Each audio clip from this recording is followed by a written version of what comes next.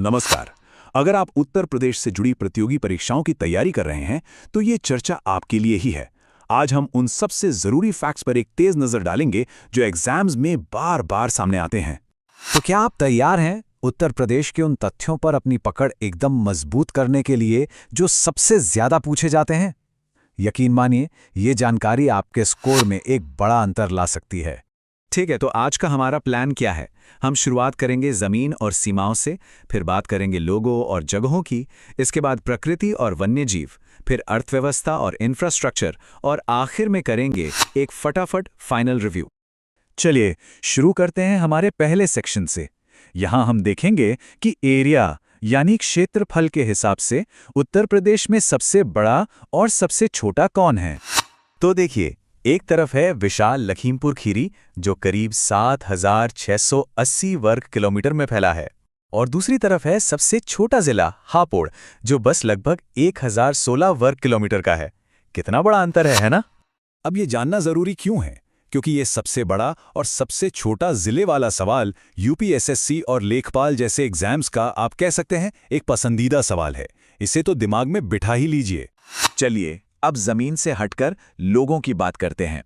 हमारे दूसरे सेक्शन में हम जनसंख्या, शहरीकरण और साक्षरता से जुड़े दिलचस्प आंकड़े देखेंगे।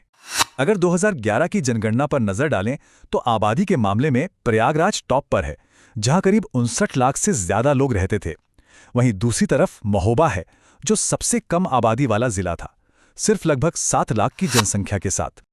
ये चार्ट देखिए, फर्क एकदम साफ नजर आता है। प्रयागराज की विशाल आबादी और महोबा की तुलनात्मक रूप से छोटी आबादी के बीच का ये अंतर बहुत बड़ा है, और इस तरह विजुअली देखने से ये फैक्ट्स ज्यादा आसानी से याद रहते हैं। अब बात शहरीकरण की। इसमें गाजियाबाद सबसे आगे है, जो कि एनसीआर का एक बहुत बड़ा इंडस्ट्रियल हब है, और सबसे कम शहरीकृत है श्रावस्ती, जो एक ग्रामीण इलाका है और एक महत्वपूर्ण बौद्ध तीर्थ स्थल के रूप में जाना जाता है। इससे पहले कि हम साक्षरता के आंकड़ों पर जाएं, ये समझना जरूरी है कि साक्षर का मतलब क्या होता है। तो देखिए, 2011 की जनगणना के मुताबिक कोई भी व्यक्ति जो 7 साल या उससे ज्यादा उम्र का है और किसी भी भाषा को समझकर पढ़ और लिख सकता है, उसे साक्षर माना जाता है। और इसी परिभाषा के आधार पर उत्तर प्रदेश में सबसे ज्यादा औसत साक्षरता दर वाला जिला है गौतम बुद्ध नगर। यहाँ 2011 में साक्षरता दर 83.73% दर्ज की गई थी, जो कि काफी प्रभावशाली है। चलिए अब रुख करते हैं प्रकृति और वन्य जीव की तरफ।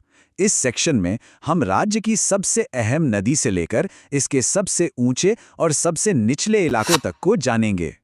गंगा नदी के बारे में ये 3 बातें तो बिल्कुल रट लीजिए। उत्तर प्रदेश में इसकी लंबाई है 1,450 किलोमीटर। ये राज्य में बिजनौर जिले से प्रवेश करती है और गाजीपुर जिले से बाहर निकल जाती है। एंट्री और एग्जिट पॉइंट बहुत पूछे जाते हैं। अगर भौगोलिक ऊंचाई की बात करें तो सबसे ऊंचा क्षेत्र सोनभद्र में विंध्याचल का पठार है, जो एक पहाड़ी इलाका है, और इसके ठीक उलट सबसे निचला क्षेत्र घाघरा का मैदान है, जिसे हम तराई क्षेत्र भी कहते हैं। वन क्षेत्र के मामले में भी काफी असमानता है। सबसे ज्यादा जंगल आपको सोनभद्र जिले में मिलेंगे, जबकि सबसे कम वन क्षेत्र हापुड़ में है। इसका एक बड़ा कारण वहां की ज्यादा जनसंख्या और खेती के लिए जमीन का इस्तेमाल है। और ये एक बहुत ही जरूरी तथ्य है, ध्यान से सुनिए। दुधवा राष्ट्रीय उद्यान उत्तर प्रदेश का इकलौता, जी हां, एकमात्र नेशनल पार्क है। ये लखीमपुर खीरी में है और बाघ और बारासिंगा के लिए मशहूर है। ये पॉइंट तो बिल्कुल मिस मत कीजिएगा। हमारा अगला सेक्शन है अर्थव्यवस्था और बुनियादी ढांचा। यहां हम देखेंगे कि उत्पादन और परिवहन के मामले में उत्तर प्रदेश में कौन आगे है। राज्य की आर्थिक विविधता यहां साफ दिखती है। जहां एक तरफ मुजफ्फरनगर गन्ने के उत्पादन में सबसे आगे है, वहीं दूसरी तरफ कानपुर सबसे बड़ा औद्योगिक शहर है, जो अपने चमड़े और कपड़ा उद्योग के लिए दुनिया भर में जाना जाता है।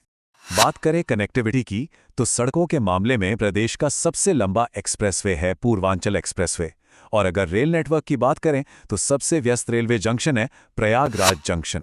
रेलवे से जुड़ा एक और मजेदार ऐतिहासिक फैक्ट, एक समय था जब गोरखपुर जंक्शन का प्लेटफॉर्म दुनिया का सबसे लंबा प्लेटफॉर्म हुआ करता था।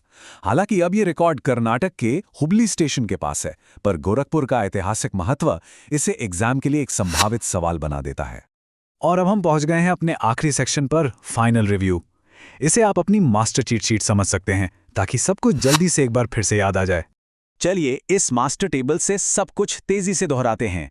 याद रखिए, एरिया में सबसे बड़ा लखीमपुर खीरी, सबसे छोटा हापुड़, जनसंख्या में सबसे ज्यादा प्रयागराज, सबसे कम महोबा, साक्षरता में टॉप पर गौतम बुद्ध नगर, सबसे ज्यादा जंगल और सबसे ऊंचा इलाका, दोनों का जवाब है सोनभद्र, और सबसे लंबा एक्सप्रेसवे पूर्वांचल एक्सप्रेसवे। और आखिर में एक नज़र उत्तर प्रदेश के राजकीय प्रतीकों पर, जिनसे सीधे सीधे सवाल आते हैं।